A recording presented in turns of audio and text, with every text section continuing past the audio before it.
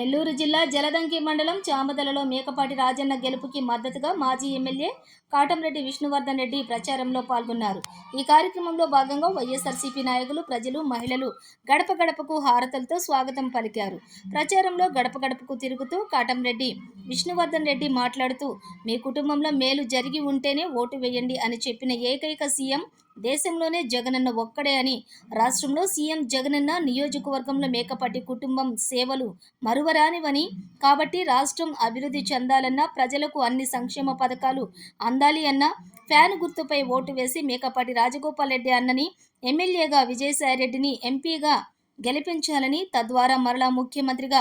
జగనన్నని గెలిపించుకొని సంక్షేమ అభివృద్ధిని కొనసాగించుకుందామని చామదల ప్రజలని కోరిన కావలి మాజీ ఎమ్మెల్యే కాటంరెడ్డి విష్ణువర్ధన్ రెడ్డి.